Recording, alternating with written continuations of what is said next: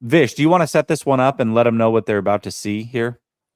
Sure, yeah, it's just a pretty cool clip from Joe Banner, who used to work in the NFL in front offices, actually worked for a pretty long time, and he actually worked with Kyle Shanahan. And I guess he had a strong opinion about Trey Lance before the draft, but he talks about why it's not working, and he talks about Shanahan, and it's not really. I think it's going to come across as negative, Jesse, but he doesn't really say it in a negative way. He says, I know Shanahan, I know his personality, he's a great coach, but the thing with him is that he's very stubborn and he falls in love and falls out of love very quickly. And once he falls in love, you can't change his mind. And once he falls out of love, you can't change his mind. And it's really interesting the way he laid it out. When I say it doesn't sound so convincing because I don't know Shanahan personally, but he did. And when he says it, it is interesting. Well, I gotta note this too. Ari Merov here. I think he's taken Grant's old mic with the dent in it. How did he and Grant both put a dent in their mic that massive? That's impressive. Anyways, okay. In the chat, let me know. Let me know if you hear this. Hopefully you can. If not, we'll kind of recap it and just talk about it anyways. Then there is the quarterback situation in San Francisco. And we all saw Trey Lance start on Sunday in the preseason game. And if you just looked at the box score, you probably thought, wow, he had such a good game. But if you watched it, you saw that his touchdown pass should have probably been an interception. You saw that he was sacked 4 times. It was not really a great game for Trey Lance. Joe, Trey has been in these trade chatter all off season long. Brock Purdy is ahead of schedule. They signed Sam Darnold in free agency. Do you feel like Trey's future is in San Francisco? How should they handle all of this here with the regular season approaching in a couple of weeks? Yeah, so my answer is affected by a lot by the fact that I worked with Kyle Shanahan. And he's obviously a really good coach. I worked with some really good offensive coordinators. He is as smart, if not smarter than any of them. But he's a very emotional guy, and he tends to be a fairly short-term thinker. And once you get in his doghouse, it's really hard to get out. But knowing the way Kyle is wired, it's really hard for me to picture how they could ever just get back into a really good, positive place supporting each other. So that leaves me with kind of a simplistic that if they could find another place and give Trey a chance to showcase what at least I thought he could be in the draft, and let Kyle make his bet on the other guys he hasn't watched on, because it's just very hard. Once he gets down on a player, it's just very hard to get him back into a place where he's really objective about it. And that's not going to be good for any player, but especially for a quarterback. And the reality is, Trey, of course, was drafted number 3 overall. They traded a bunch of picks to get him, but he missed that final year of college because of COVID, only played 1 game.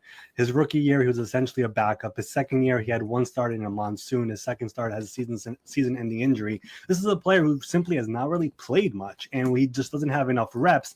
And it felt like San Francisco was looking into last year being we'll work with him, we'll let him grow, and eventually he'll be our guy. But then the injury happened. You just wonder if they're going to have patience to do it again. And it doesn't feel like they will. There were those trade rumors this offseason. I got the sense they were willing to do it if the price was right, and no team stepped forward. We'll see if anything changes here the next couple of weeks. If he shines in the preseason and someone says, you know what, we'll offer a more valuable pick. But if not, I've said this a lot here on the site, it doesn't hurt to carry 3 quarterbacks after what happened last year for San Francisco. So I wouldn't be shocked if they also just keep all 3 guys and also have Brandon Allen potentially on the practice squad eventually, just so we have enough quarterbacks for this loaded team that could be Super Bowl caliber. Okay. Interesting conversation there. I'll just take real quick. A couple notes that I pulled from it, or just as I heard it through again. One, I found it interesting that this gentleman worked in a front office, multiple front offices, and then also worked with Kyle Shanahan, and does know him well. He kind of threw it in there, but he's like, maybe they need to find a new home for Trey, and maybe he can be what I thought he was going into the draft, where basically he kind of gives a vote of confidence of who he thinks Trey Lance can be. But the verbiage he used around Kyle Shanahan, I don't know. You can say it's not negative. I personally do take it as negative. When you say that he's emotional and he can no longer look at players objectively once he gets into that emotional state, I think as a head coach, that's not a good place to be. Now, that doesn't mean he's not a good head coach or any of those things. I just think if you are trying to constantly evaluate and make sure that you've got the best players at all times, let's remove Trey Lance from the equation. It's not about Trey Lance. If he is very stubborn in his thoughts and he makes quick decisions and then does not look at players objectively, I think that is a little bit concerning. I believe that. Larry, I'll start with you on this one. What are your thoughts on that? Yeah, the old saying, if your premise is wrong, by definition, your conclusion will be wrong. Well, if his premise is that Trey Lance is in Kyle's doghouse, and that basically, I mean, to sum that up, I would say that Joe Banner says, I know Kyle Shanahan, Trey Lance is in Kyle's doghouse, and Trey is dead man walking. That's basically what he said there. That, that because once you're in Kyle's doghouse, you don't emerge from Kyle's doghouse. But then some people would argue, well, Brandon Ayuk was in Kyle's doghouse, and now he's emerging as it's the only one though, right? One of the greatest, young receivers in the game today, based on what we've seen this summer. So was he in the doghouse, and is Trey in Kyle's doghouse? And that part is really debatable because we have no real indications that he's in Kyle's doghouse. I think the 49ers always were more committed to the idea of a rookie quarterback enabling them to retain much of their talented roster than they were committed to Trey Lance, the individual. And now that they have Brock Purdy and he checks that box as the rookie quarterback that allows you to pay Ayuk and Debo and Bosa and Trent and Fred and Dre, you know what I mean? Now I feel like, hey, you know what? He's got what he wants.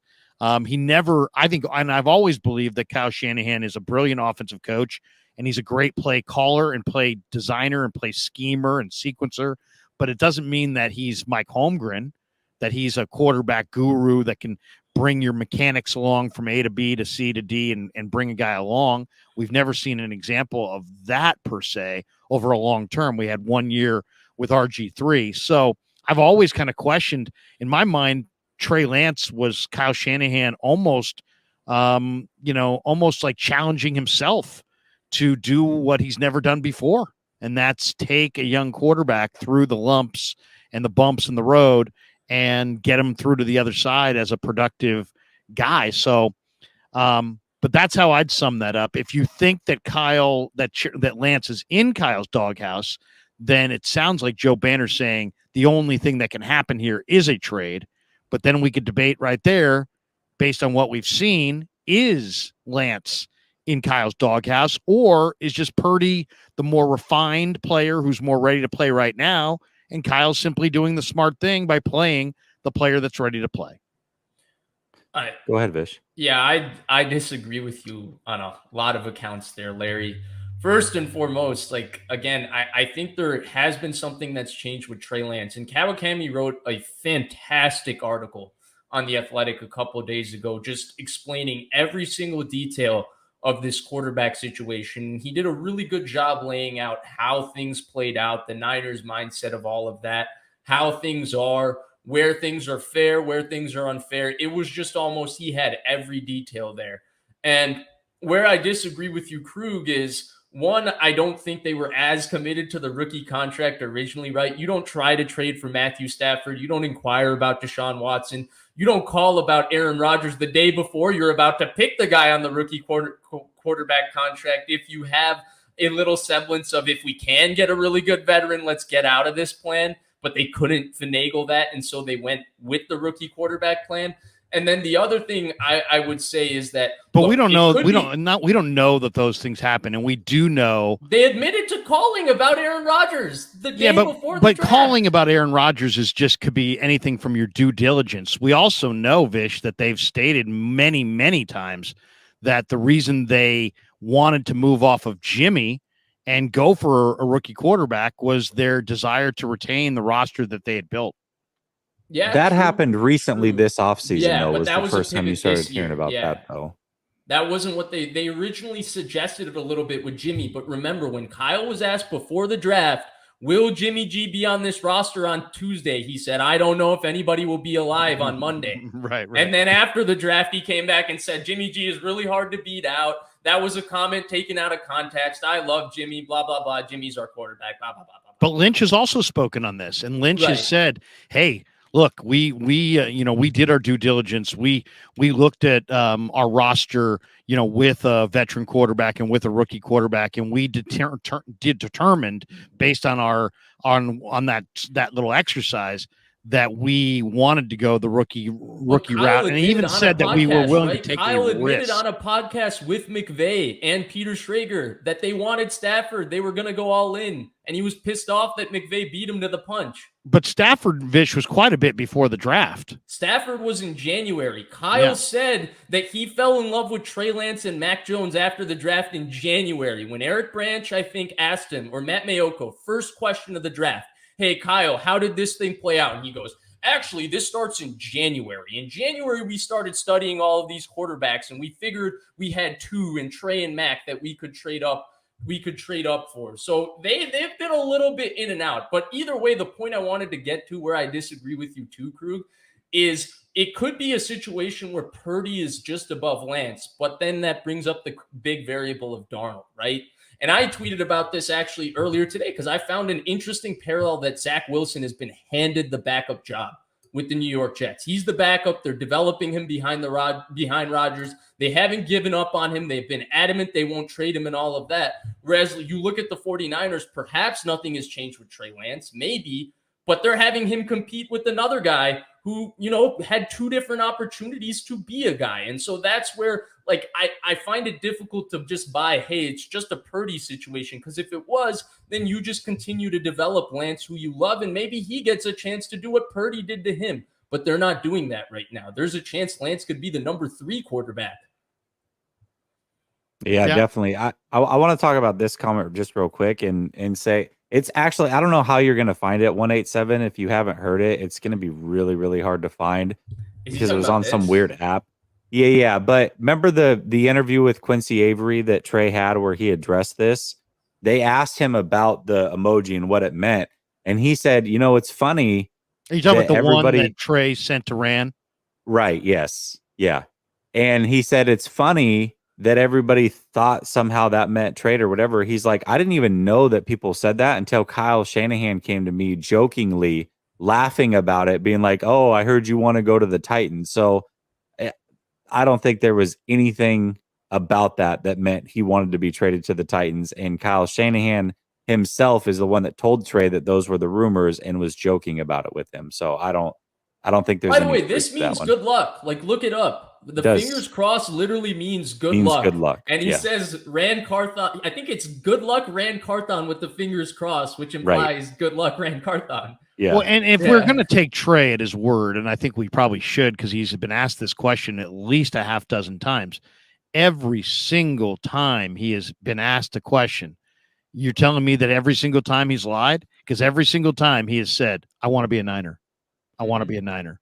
And he doesn't hesitate. He's very convincing. If he doesn't want to be a Niner, man, he sure has me fooled. I've seen him answer this question 3, 4, 5 times, literally when I'm 10 feet away from him. And there's no, it's one thing if it's on TV and maybe you're got a bad angle or you don't hear the audio, but when a guy's 10 feet away and he says he doesn't want to be traded, you can get a sense if that's a genuine comment or said for effect. And he said it so many times and so forcefully and so convincingly that I believe him. I take him at his word, and maybe I shouldn't.